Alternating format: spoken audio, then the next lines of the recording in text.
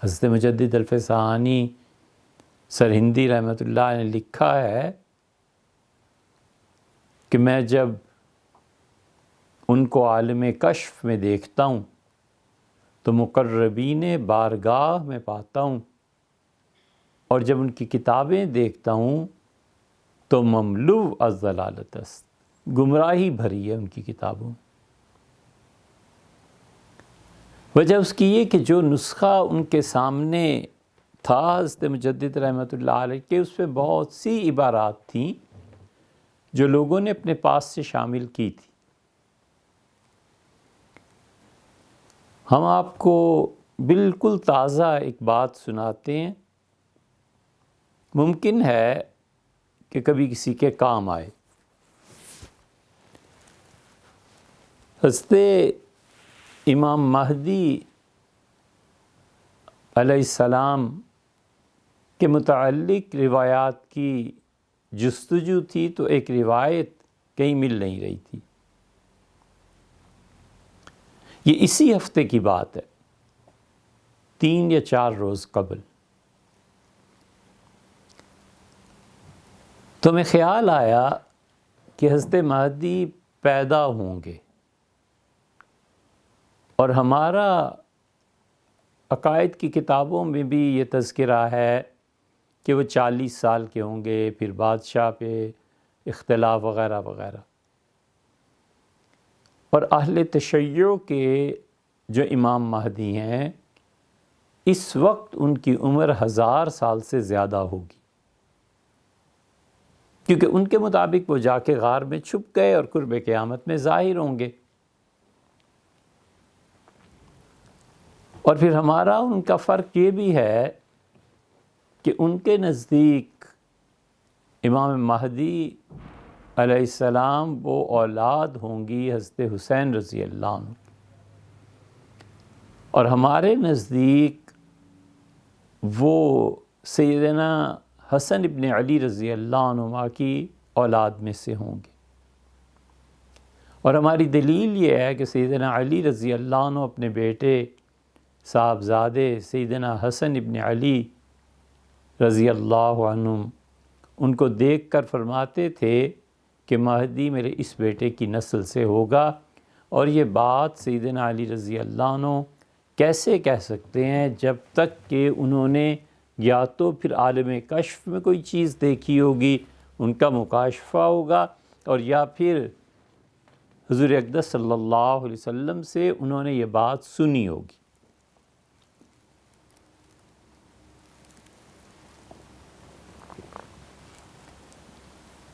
یہ بھی اختلاف ہے، اور ان کا خیال یہ ہے کہ وہ سیدنا حسین ابن علی رضی اللہ عنہ کی اولاد سے ہوں گے۔ اور مسئلہ یہ بھی ہے کہ سیدنا حسن رضی اللہ عنہ نے اپنے ایک بیٹے کی شادی چھوٹے بھائی سیدنا حسین ابن علی کی بیٹی سے کر دی تھی رضی اللہ عنہ۔ تو یہ سادات کا سنجوگ تھا کہ دونوں نواسے تھے، صاحبزادے تھے سیدنا علی، فاطمہ بنت محمد اور محمد صلی اللہ علیہ وسلم، یہ پورے خاندان کا شجرہ نسب، تو اس سے سیدنا مہدی آئیں گے، تشریف لائیں گے۔ اور ابن عربی رحمۃ اللہ علیہ کے مسلک یہ ہے، جو اہل تشیع کا ہے، کہ وہ سیدنا حسین ابن علی رضی اللہ عنہ کی اولاد میں سے ہوں گے۔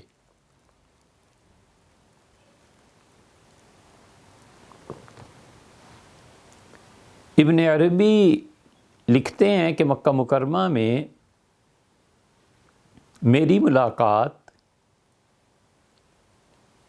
حضرت مہدی سے ہوئی ہے۔ حضرت مہدی کے متعلق کچھ صوفیہ ہیں جن کے مکشوفات ہیں، اور ان میں ایک بڑا حصہ ہے جو محض ان کی قوت خیال پر مبنی ہے، اصل میں کچھ نہیں۔ اور کچھ ایسے ہیں جنہوں نے اضطراب اور اضطرار کی حالت میں کہا کہ ہم نے انہیں دیکھا ہے، وہ بھی قابل اعتبار نہیں۔ اور تیسرا طبقہ ایسا بھی ہے جو اپنے شیخ کی عظمت کے اظہار کے لیے خام خواہ صوفی جو جھوٹ گھڑتے رہتے ہیں، ایسے جاہل صوفی بھی ہیں کہ ہمارے حضرت نے وہاں دیکھا تو ہمارے حضرت نے وہاں دیکھا اور بیت اللہ میں نماز پڑھ رہے تھے۔ حیرت ہوتی ہے اس جھوٹ پہ کہ امت کے وہ افراد جن کی ولایت کی گواہی حضرت رسالت پناہ صلی اللہ علیہ وسلم نے دی ہے، بیت اللہ میں بیٹھے ہوئے ہوں گے اور حضرت مہدی طواف کر رہے ہوں گے، اور اس طواف میں وہ لوگ حضرت مہدی کو نہیں پہچانیں گے، حتیٰ کہ آسمان سے صدا آئے گی اوپر سے کہ یہ اللہ کے خلیفہ ہیں مہدی، لوگوں بایعو بیعت کرو ان کی۔ تو اپنے شیخ کی عظمت کے اظہار کے لیے گپیں۔ اور حضرت مہدی سے ملاقات ان کی کہاں ہوئی تھی ابن عربی میں؟ اگر کبھی ہم فتوحات مکیہ پڑھائیں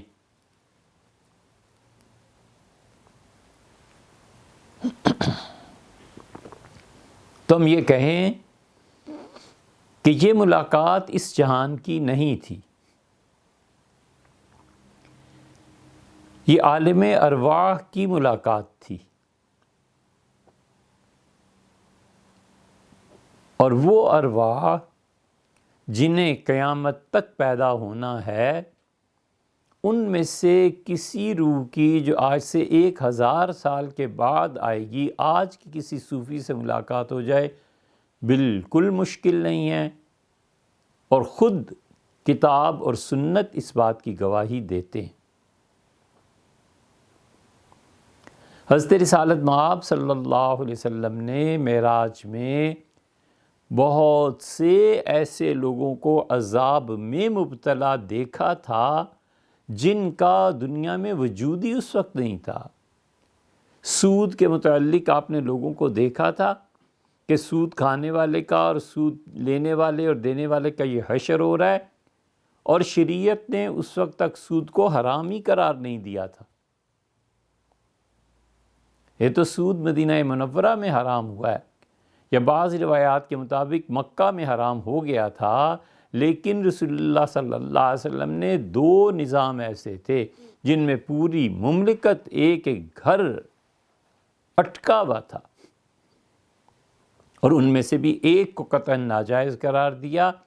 اور دوسرا جو تھا شاید خیال مبارک میں یہ آتا ہو کہ یہ تدریجاً خود ہی ختم ہو جائے گا۔ سود کا نظام اور مردوں اور عورتوں کی غلامی اور باندیوں کا نظام حضور اقدس صلی اللہ علیہ وسلم بالکل نہیں چھیڑا۔ تو جن کو آپ نے دیکھا تھا قیامت میں عذاب ہو رہا ہے، معراج میں کہ انہیں عذاب ہو رہا ہے، ان کا وجود گپ تھا، ان کا وجود حضور صلی اللہ علیہ وسلم کی امت میں ہی سینکڑوں سال کے بعد کہیں وہ بچے پیدا ہوئے ہیں اور انہیں سود کے کاروبار کیے ہیں۔ رسول اللہ صلی اللہ علیہ وسلم نے جو کچھ دیکھا تھا، یہ آخرت گویا کھول دی گئی تھی، اللہ تعالیٰ نے اپنے علم اور وقوع دونوں کا سرا ملا دیا تھا۔ اس لیے اگر ابن عربی کی ملاقات ہوئی ہے مہدی سے، جیسے کہ حضرت خود تحریر فرماتے ہیں، تو اس میں اشکال کیا ہے؟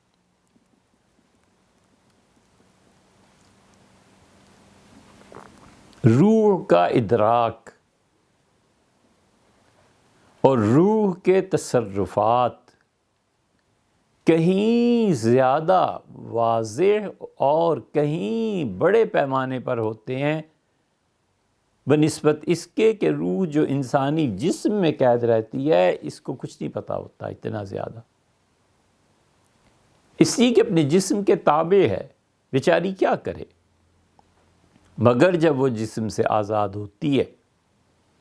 حضرت شاہ عبدالعزیز صاحب محدث دہلوی رحمۃ اللہ علیہ نے روح کے مسئلے پہ ایسی ہی بحث نہیں کی۔ اگر آپ کو روح کا مسئلہ پڑھنا ہو تو ابن قیم جیسا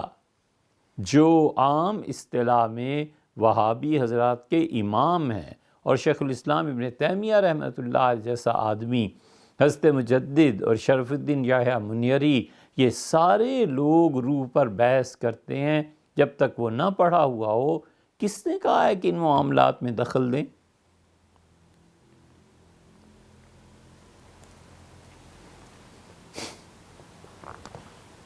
ابن قیم جو بلا کے ناقد ہیں اور ایک ایک روایت پہ تنقید کرتے ہیں، کتاب الروح میں انہوں نے وہ چیزیں لکھی ہیں جو اب وہابیت کی پوری دنیا انکار کرنے پہ تل گئی ہے کہ ابن قیم کی یہ کتاب ہی نہیں ہے، اس لیے کہ توجیہ اس کی کیا کرے۔ حضرت شاہ عبدالعزیز صاحب رحمۃ اللہ نے جتنا کچھ روح پہ لکھا ہے، ان میں سے ایک بات صرف چھوٹی سی جو شاید 2 لائنز میں حضرت نے بیان کی ہو، فرمایا ہے کہ کفار اور وہ لوگ جو خدا کے شدید نافرمان ہوتے ہیں اور جہنم میں ان کی روحوں کو لے جایا جاتا ہے، تو دنیا میں کوئی آدمی جب زیادہ ہی سرکش ہو جاتا ہے تو بسا اوقات اس کافر کی روح کو جہنم سے نکال کے اس آدمی پر مسلط کر دیا جاتا ہے کہ تم اسے مارو۔ تو جب مارا جاتا ہے تو اسے ہی ہندی میں کہتے ہیں کہ فلاں پہ جن آ گئے۔